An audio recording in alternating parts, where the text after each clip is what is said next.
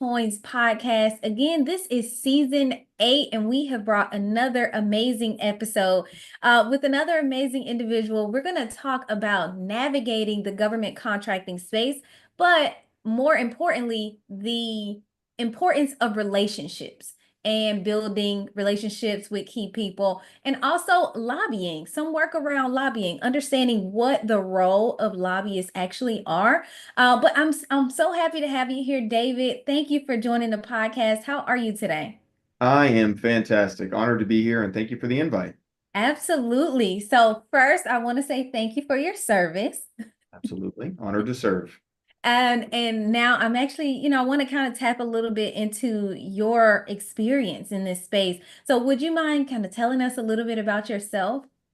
Absolutely. So, hello everyone. Honored to be here. My name is David Clark. I am the founder and managing partner for Allegiant Strategies Group, and that is a strategic consulting firm that does lobby work, but also go-to-market strategies with businesses, not just trying to get into government, but also trying to partner and grow with other businesses. I'm also the founder of a technology company called MyGovGuide. But in previous roles that I've had in government, I was most recently the deputy chief of staff to the current sitting governor of Florida, Governor DeSantis. I was the chief of staff to the First Lady, Casey DeSantis, during the pandemic, I will add, which was, there's lots of stories to tell there if I get asked. Prior to that, I was the chief of staff, acting agency head for the Florida Department of Management Services, which handles enterprise procurement, enterprise technology, enterprise telecommunications, a lot of enterprise services that support the business of the state of Florida. Prior to that, I was the deputy secretary for the Florida Department of Environmental Protection, where I oversaw all state lands, state parks, operations for both. So the portfolio was about 12 million acres, 6,000 buildings. Prior to that, I was the director of state lands. It's a governor appointed cabinet confirmed position where I was the real estate broker for land buying and selling and management in the state of Florida. I could keep on going. There's a 4-year stint as a U.S. Army Airborne Officer, served with the 82nd Airborne Division, and did an array of other things. I've served under 4 different gubernatorial administrations, from Governor Bush to Governor Christ to Governor Scott and Governor DeSantis, and I stepped out into the private sector to be helpful to private businesses and grow my own businesses. So it has been quite the journey. Yeah, and that's a pretty extensive background, like from the government to, the private sector as well. And it seems as if even while you were in those roles, you were getting firsthand experience in terms of how to navigate the business world after serving. And so I thought that was amazing. One thing that you mentioned as well that I really wanted to kind of zone in a little bit more about is you mentioned your company, MyGovGuide. Can you tell us a little bit more about that company? Yeah, absolutely. So it's a data and business intelligence software company. So it's a SaaS model for those of you who are familiar with that, software as a service. And what we do is we use automation to extract a lot of data out of state government, specifically Florida. And we add context, we add structure, we add visuals, and then we serve it up to our subscribers in a single pane of glass. So what does that really do for you? Well, it's a time-saving machine. So if you want to do business with the state of Florida, you don't know where to start, you don't know where the money is, you don't know who to talk to. What this tool does is it saves you time because it brings all of that to you in literally a single pane of glass in a user-friendly format so you can see where are the agencies, who's the leadership, where's their money, what have they spent it on, who are my competitors, what are the bids, what are the contracts, what is the news talking about them, how much is their budget today, how much is the budget they're asking for. It's like all right there for you to just pick it apart. And what we have found is it significantly saves time and allows you to be much more strategic in how you interface with government. And I built the tool, and we have subscribers like Ernst and Young and Deloitte and Accenture, all the way down to smaller consulting firms, lobby firms even subscribe to my platform. And I function as a consultant and a lobbyist as well. And I use my own tool daily because it gives me answers immediately and saves me a lot of time. Wow, so it sounds as if you had a problem, you created a solution, and then you provided it to everyone else as Yep. well. I hired So some smart people who came from government who knew how the machinery worked, and I cloned their brain and I plugged it into an automated platform. And I've also baked in a little bit of AI, natural language processing, in reviewing some of the budget documents so Mhm. that the average layperson or the business executive or the account executive or the salespeople don't have to learn government. It feeds it to you in a way that is easy for you to then drive your decisions off of. Absolutely. I love it. So giving us a way to simplify the process of following the money. That's the Yes, thing. I you love got it. it. One other thing that I really wanted to tap into is, would you mind explaining to us a little bit more about the role of a lobbyist? What is a lobbyist and how can small businesses kind of benefit from working with a lobbyist? Right. Great question. And there's a lot of confusion and negative connotation around the word lobbying, right? So let me be specific about what is a lobbyist that most people think about. So the word lobbying generally is to influence something, right? You're lobbying to influence or impact something or somebody, like a budget issue or a policy issue, things like that. A lot of times, lobbying is directly in reference to trying to change laws or budgets that support the law. So it's legislative in nature, legislative lobbying, right? If you think about taking you back to civics class here, so there's the branches of government, legislative, which makes the laws, executive, which implements the laws, and judicial, which is the court system and judges that interpret what the law says and how it applies to actions that need to be taken or have been taken, right? So there's the legislative lobbying piece. That is when you lobby the legislature on behalf of policy or budget issues. There's the executive lobbying piece. So what does that mean? Well, that means is, especially in the state of Florida, whenever you have a representative of your organization represent you as an advocate in front of government, you have technically triggered the definition of lobbying. But for executive branch, so for example, I have clients who hire my firm in order to represent them as a consultant and a lobbyist. And the lobbying piece means I am taking them in front of government officials, and that could be an agency head or a chief of staff, because there is something that that agency has an issue with, and they're trying to find a solution. And maybe that client is like, hey, I can help you with that because I have a solution or I have a product or I have a service, right? But if you don't know how to get to the right person in government and that conversation is not framed up the right way, it will never matter that you have the right solution because you're not getting to the right place. And in this game, and in any game when it comes to business, trust is the currency of business. And so, from the perspective of the buyer, which would be state officials or state agency staff, they have everyone trying to come at them. They don't know what's good, what's bad, what's truth, what's fiction. And so, if they have someone that they trust, then it's like, I will be more inclined to work with you. But if they don't know you, they don't trust you. If they don't trust you, they're not going to do business with you. So how do you leverage someone who is trusted based on their experience to help you strategically approach government? So you are saving time and you're being much more focused on your sales cycle, because if you're wasting time, you're wasting money. So what a lobbyist, a good lobbyist, is supposed to do, and you smiled, but you know what I mean. There in every field, there are people who are good at what they do and there are people who are not good at what they do. But a good lobbyist, and there are many good lobbyists who know how to strategically approach government and frame your solution or your product or your service with the right way, with the right buyer, and position it to be successful, right? Instead of you just stabbing in the dark. So we're like Sherpas. That's the best way to say it. We're gonna show you the pathway and help you not fall off the side of the cliff and die or waste a bunch of money on the wrong equipment to climb the mountain, right? We're gonna say, no, go here, go there. It's like a coach to guide you through the process. I love it. One thing that you that really stuck with me in the midst of that is leveraging someone else's trust. Like Yes. leveraging the trust that they have in someone else. I think that is key when it comes down to relationships as well. As uh as you've been in this space, what have been some of the tips to building these relationships in this space? Well, there's a few, right?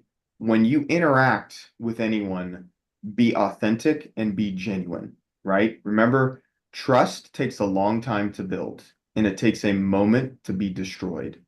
So if you're trying to build trust, be authentic and genuine with what you're trying to position and what you're trying to sell, right? Because if you're not, you will be found out pretty quick and it will end your game, or eventually you will be found out and it will be catastrophic to your approach or your business as it relates to government. And if you get blackballed in government because you lied or you presented a product that doesn't do what you said it was going to do, that is bad, right? So be authentic, be genuine, but be in the game. So there's an old saying that goes, if you're not at the table, you're on the menu. You have to be at the table. So again, if you're not on the field, you can't score and you can't win. So you have to be engaged, you have to be involved.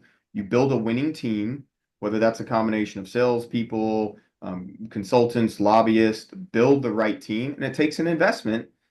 Be strategic, have a game plan, have those strategists, those lobbyists help you build a game plan that nest your products with the challenge that it exists, and then work the plan, right? And be in the game, get your brand out there. So brand awareness is a big part. If you think about content creators, think about the people that immediately pop into your mind is like you hear about like Gary Vaynerchuk or Elon Musk or big name people are like, oh yeah, I know they are. Well, why do you know who they are? Because their content is out there. So I'm not asking you to be any one of those big name influencers in your business. You can be a lot more targeted, but I went that big to prove a point. The point is their content is in your face all the time. And so they have made a brand impact on you, a name recognition impact, whether you wanted it or not. And so if you do that strategically in the environment you're trying to sell, then people are like, oh yeah, I know who they are. I know who MyGovGuide is. Yeah, they're good at what they do, and that is gold. But you got to be in the game to be able to create that kind of brand impact and build those relationships because this is all about relationships. And I had another question that was, focused around relationships and how you built them, as you were starting to develop out your business. But based off of your experience, you kind of already had some, and then you build upon the ones that you already had. Yes. So I want to kind of move into from another perspective, from businesses that you may have worked with or new businesses that are getting into the space. What are some mistakes that you see businesses make when they're first initiating into the space, whether it's a new innovative solution or it's a company that's been around multiple years and they're trying to break into, the state of Florida? Great question. And it's simple, commitment. You're either committed or you're not. You can't dunk your toe in it and think you're going to win the competition, right? No swimmer that I know ever won a swim competition by sticking their foot in the water only. If you're going to do it, commit fully and do it, right? So what I've seen companies do, it's like, well, we're not sure. We want to invest just a little bit and we're going to see how this goes. Okay, that's cool, but it's going to be the slow boat to a dead initiative. But the ones who are like, all right, we're going to commit to this and we're going to put the resources and I don't just mean money. I mean like brain power. I'm going to dedicate team members to this. We're going to think through it and we're going to build out a meaningful plan and then we're going to attack, right? But don't be half in, like own it to the extreme and go all in. And the companies that do that, while there's going to be setbacks, but the ones that I've seen really do that, eventually they start getting, singles, doubles, home run, but you got to put in the cycles and you got to be committed, just like anything else in life, right?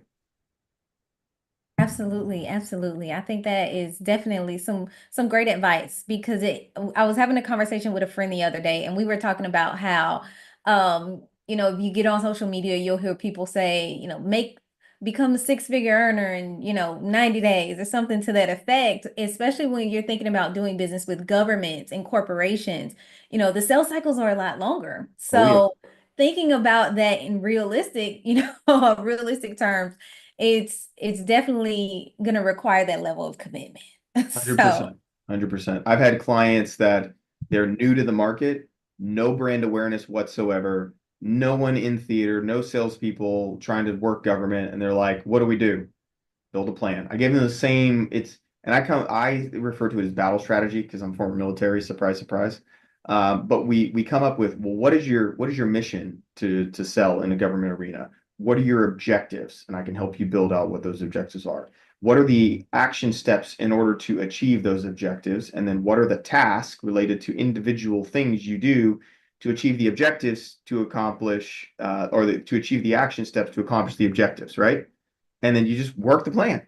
And when you do it that way, you will find success because there's a level of commitment to that.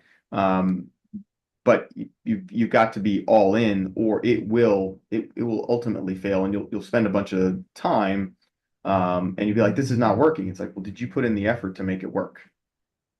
Definitely with that time aspect. There's another question that I had around this is thinking about, and I love the example of the client that came in from, it was kind of from 0 to 100 when it comes down to them starting in the space. But I wanted to talk a little bit about leveraging, partnerships because you mentioned helping businesses connect with larger businesses or other businesses to work with them. Can you give us some advice on leveraging partnerships to dive into a market? Absolutely. And I'll finish that previous comments you made about, the clients that I've worked with. I've had clients that it'll take 2 years because of the budget cycles and the sales cycles. It'll take 2 years, and they're getting antsy. It's like, we're investing. And then next thing you know, that work, those planting all those seeds, they start to pay off. And I've had clients go from zero to millions, tens of millions of dollars in contracts because they started to put in the effort and put in the cycles. Um, and a part of that strategy is, to your last question, partnerships, right? So who's already in the space that if you partnered with them, it would provide a strategic advantage to both of you, right?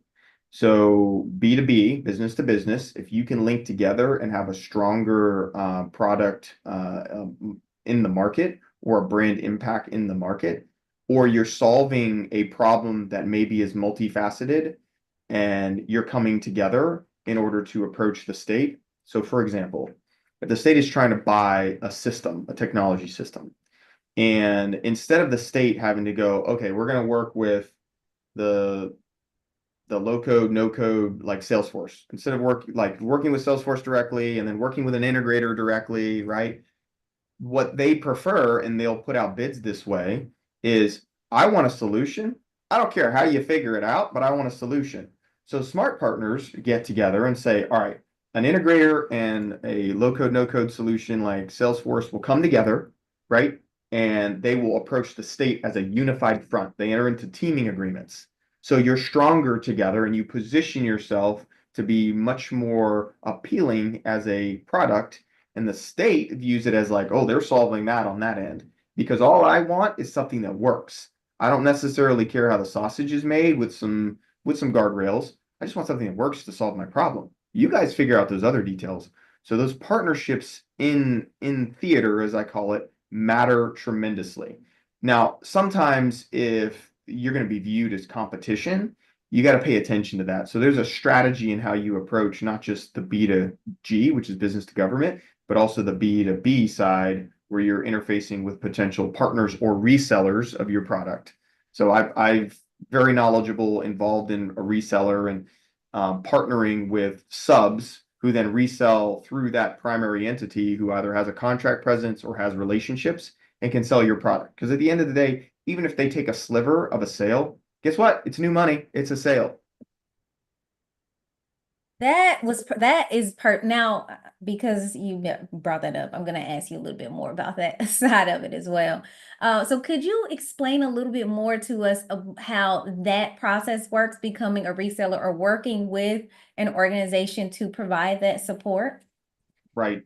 So I have a reselling organization, and what we do is we partner with subs because we see needs, right? Either we're on contracts or we see needs from the state, and we're like, all right, let's find a partner who can solve for that. Let's enter into a teaming agreement, and we can help position a bid response leveraging your capabilities, our connections, and respond to a bid. And then we prime the contract, you deliver the solution, everyone wins, right? Or we'll have situations where we'll have subs approach us and say, we don't know how to get into this market. We're not on any contracts. What do we do? It's like, well, we're in the market, we're on contracts, we have the relationships. What do you have? Show us what you've got. And it's like, okay, yeah, no, I'm sorry that there's nothing that the government needs. Or like, ooh, yes, we see opportunity, or we know there's a bid coming. Let's enter into a teaming agreement and go to battle together. That's how that works. Got it. So establishing teaming agreements with firms that are already in this space and what Yes. that looks like, would you recommend going to look at, historical awards or companies that have multiple award schedules? What are recommendations that you have around businesses taking that approach? As far as what does a teaming agreement look like? So And you're and identifying potential teaming partners. okay. So the best way to do that is you would go and look at, yeah, you can look at the multiple award schedule, right? Or you can look at state term contracts in the state of Florida and see who's already on those contracts and can I partner with them as a sub? Or is one of those state term contracts going to expire and they're going to put it back out to bid? And is there an opportunity for me to respond and try to get on as a prime? Or if I'm not yet ready to be a prime, who are the players who are going to respond as a prime and I can be a sub and dip my toe into the water that way and let the prime take the heat on the bond requirements and all the technical response because some of these responses are pretty robust, right? And if you don't know what you're doing, you're going to spend a lot of time, you're going to miss the mark, and that's just wasted money. Absolutely. It's such a key, piece to think about. I know a lot of times when businesses are considering getting into the space, we always think about, being that prime contractor. But even if you have been into the space, being able to operate some opportunities as a sub is a huge opportunity to bring in some funds and reduce the amount of resources that you're putting out to manage this particular project. So Agreed. I think that's huge. Another question I have, and this is going to be my last two questions, so I won't Okay. hold you too long. So can we talk about some advice that you have for business owners who are just getting started in the government contracting space? Okay. If you're just getting started and you've never won any contracts, there's some key questions you have to ask yourself. First of all, what is your market that you're focused on, right? Is it state? Is it local? Because your approach is very different. Or is it federal, right? Your approach for those or three different entities are very different, right? The second is, am I going to try to do this virtually or in person in that locale, right? That's kind of a new era question. But I say that because if let's say you're in Tennessee and you're trying to break into Florida and you see an opportunity in Miami-Dade County because there's a lot of people down there, right? Well, you can try to do that remotely. Remember what I said. If you're not in the game and at the table, good luck. You've just made your game very, very hard for you. But let's say you're in Miami-Dade County in Florida. You've already established an LLC. You're registered. You've checked all those boxes and you're going to go to market for Miami-Dade County, right? Okay, now you're starting to check a lot. I see a lot of green lights there. Then I start to ask questions. Well, are you an MWBE vendor? Are you minority, women-owned, veteran? A bunch of different criteria. Is that a change? That will change some of your approach as well, especially in the federal space. If you're like 8A, state and local doesn't put as much credence as far as points to win on that, but it still matters, right? And then you got to ask yourself, how do I want to approach this market? Do I have enough to hire consultants slash lobbyists to get me straight in really quickly? That can get expensive depending on the caliber of lobbyist you bring on board, right? Or do I use tools like MyGovGuide coupled with a lobbyist, right? So you need to start asking yourself these questions on like, how am I going to approach? And the point I'm saying, ask yourself these questions, is you're teasing out a game plan. Don't just willy-nilly attack it without a plan because you're going to waste time and money, right? But if you start asking yourself these questions, you start filling out information on, all right, I think I can afford some tools to help me. I think I can get a lobbyist as long as it's like maybe, 6 months and this is what I'm doing. And it's a targeted approach and maybe I'll keep the cost down. Or if I want to attack every state agency and I want a tier A lobbyist, it's going to be expensive, but all of a sudden I'm casting a wide net and hitting it aggressively. So it's like a sliding scale. What do you want to do? And then I'd like to think if you're asking yourself these questions, you have a product, a service, a solution, right? And so how does that position? Is it needed? Is it wanted? Because if your TAM or your total addressable market is government, well, how big? Is it all of government because it's a business back-end process like call centers? Or is it a healthcare device? So now it's not all of government, it's just healthcare. And I picked healthcare because it's the largest part of the budget, but it's a subset of the budget, right? So now you start focusing, well, if it's just healthcare, do I know anybody in that space? Right? Do I have any relationships? Am I connected to anybody? How do I start cracking the door? And that's where you start. See how I started to ask questions to filter you down to I'm building a plan. And that's a great, component. I always just typically say target market. Who's the target or target audience? So I love that you kind of have a full scope of questions that you ask to narrow it down even Yes. further. Yes. Um, and that's another piece that I kind of wanted to like tap into as well. So when it comes to, connecting, and let's say once you've completed the questionnaire, right? You've identified, yes, I want to do this. What happens when you go to the agency that is ideal or that you thought was ideal and the opportunity doesn't exist? Well, you don't just have one target, right? Okay.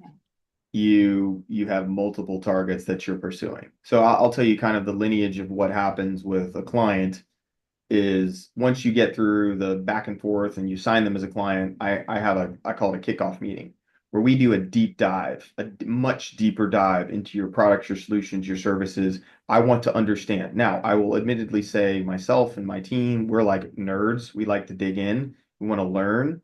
I'm not trying to be your subject matter expert on your product or you as a founder or you as a salesperson, but I want to know your product enough to be dangerous in conversations so that when I'm out and about in town or at a baseball game and I see an agency head and we're chatting it up and they're like, "Oh man, I've got this issue that I'm dealing with." I'm like, "Oh really? I have a solution for that. And here's what that solution looks like. Let's set up a meeting." Right? And then I coach up the client, the company, say, "All right, here's the opportunity. Here's what it looks like. They have budget, they're asking for budget, they don't have budget. Here's pitch me. How would you pitch this?" Okay, cool. Don't say that. Say this.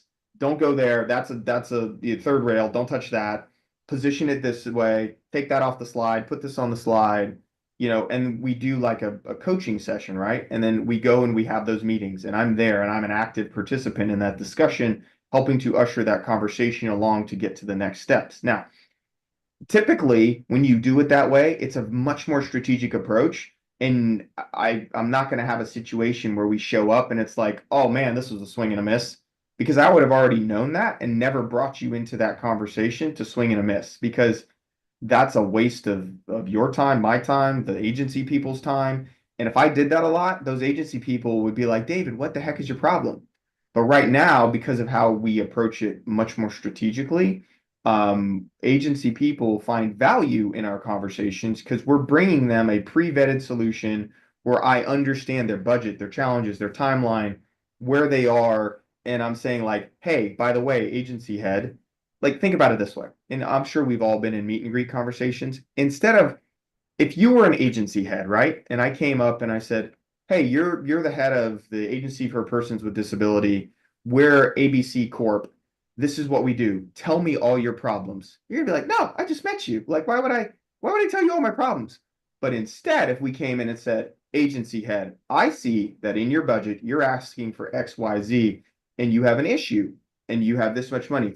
We are ABC Corp. Did you know that we have solved for this problem in this other state or this other region, or we can solve for that problem. Here's how we would do it."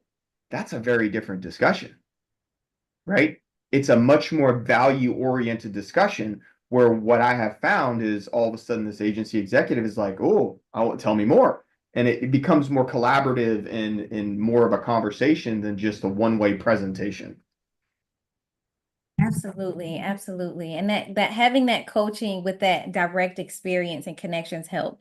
My final question is, what is or do you have any parting wisdom you would like to leave with anyone who's listening to this episode? Well, there's a lot I could unpack there. But as it relates to the government game, I would tell you jump in the game. There's a saying that goes, the the best time to plant an apple tree was 25 years ago. The next best time is now, right? If you keep on waiting and hesitating, time is going to keep on ticking by, and there's no necessarily good or bad time to jump in, right? Get the cycles moving, get the wheel turning. There are going to be setbacks, there's going to be opportunities, but they come and go because life is dynamic. Government is dynamic in the challenges that it is facing. For example, did anyone anticipate the pandemic? Listen, I was deputy chief of staff to the governor and chief of staff to the first lady. We had an awesome agenda planned out in 2020. I mean, awesome.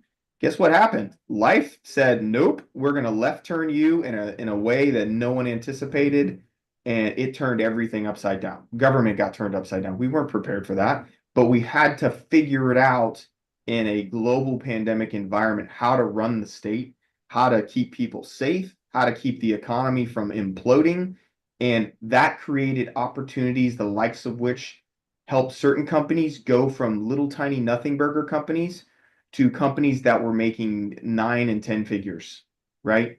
Overnight, literally overnight. And the ones who were on the sidelines saying, well, we're waiting for the right time to jump in. We're waiting for the right time to jump in. You know what happened when the right time came?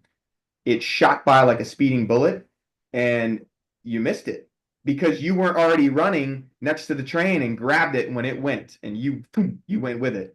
And I saw so many companies like, oh my God, we missed out. It's like, because you weren't in the game. Get in the game because there's going to be opportunities. So I would tell you again, be in the game, and opportunities will come if you've positioned yourself well. Absolutely. And if anyone's interested in reaching out or working with you as well, what's the best way to connect with you? Absolutely. The best way is find me on LinkedIn, David Clark. There's a David Clark at 360 in there, but if you'll see my ugly mug up there, but you can also see my background. If anything's interesting to you as far as what I've been engaged and involved with, and some of my networks, and hopefully that'll be helpful to you. But you can definitely shoot me a message, and someone on my team will get back to you, and we can figure something out if you want to connect and talk, or if you just want to connect, that's fine too. I have a fairly decent sized LinkedIn following, and I put content out there Mhm. for my different companies. I'm also the co-host of a podcast called Life Leadership and Technology. Mhm. And we put out information like I interviewed the chief inspector general of the state of Florida like end of last year. And then Okay. we did a cyber crimes discussion with a very large cybersecurity company that works with the military. And so Right. we put stuff out there, trying to talk to people, inform people, and bring kind of best in breed knowledge. And Right. I'm the chair of the Florida Technology Foundation, and I'm a speaker on artificial intelligence, and I'm a crypto investor. So there are things that I'm involved in that I try to put out there to help people because I believe in servant leadership, and we can there's something all of us can give to others to be helpful. Absolutely. I know it looks so weird that I'm speaking and I have the mic on mute, but I was just agreeing. Absolutely. It's so necessary to do that. You mentioned some speaking engagements about AI, and I'm really wondering, and I know I said that was my last question, but as we move into this space, do you have any speaking topics or sessions that will be coming up that you'll speak more about AI and like how government's going to leverage it a little bit? Yes, absolutely. The next one is coming up on February the 14th at 9 a.m. I'm going to be in person in Tallahassee speaking at the AGA annual conference. It's the American Government Auditors Association, but it's called AGA. And so if you think about it, it's going to be like a ton of government auditors. There'll be some private sector auditors, but like compliance and stuff like that. But there's a huge business operational process driven side of this that I've spoken to them several times. but I speak to other audiences about artificial intelligence. I've spoken to the Florida legislature about artificial intelligence, not just what it is, because there's a lot that I do that I speak through entrepreneurial programs and I speak to business owners like, what is AI really? What is it? And I break it down for them and I demystify it a little bit. And then I paint a little bit picture of where are we now? Where do I think we're going? And on the 14th, I'm going to be talking about tools, like what tools are available and what is the need as it relates to the people in the audience to get involved and get engaged on AI because of where I believe it's going. And it's changing rapidly, right? It is transforming industries. Some of them transform overnight. And I get to speak on that. And it's exciting because what's happening in that sector and what we're going to see in the future is unbelievable. And there are many things to AI. AI is kind of a buzz term, but when you break it down, you've got everything from machine learning to humanoid robotics to, well, I was going to go quantum, but that's another subset.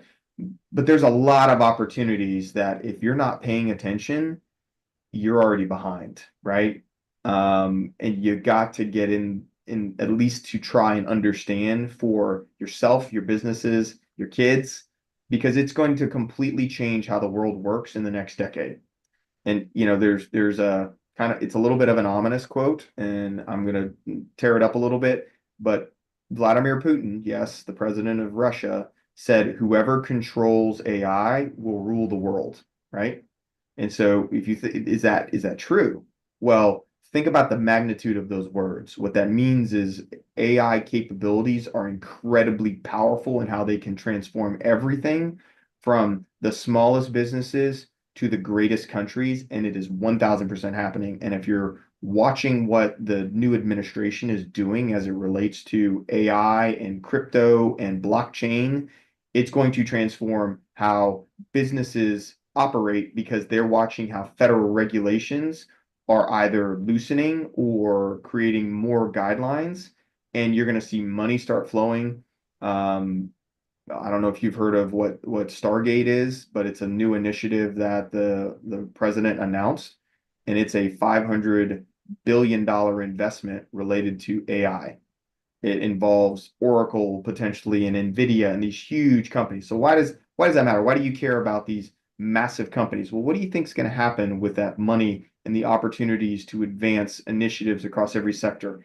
It's going to require and need every business across every sector to be involved, be engaged. And even, I will tell you, blue collar companies, the backbone of this country, whether it's electricians, plumbers, HVAC, like blue collar workers, that will never go away. But I will tell you, the smart companies are starting to integrate automation into their business processes, right? So it's transforming everything. So I get to talk about AI and how it's doing that, and then what are some tools you could be leveraging as businesses or auditors or government officials or company owners in order to be more efficient and candidly buy back your time because you're leveraging automation to do things that can be delegated that allows you to do the things that only you can do.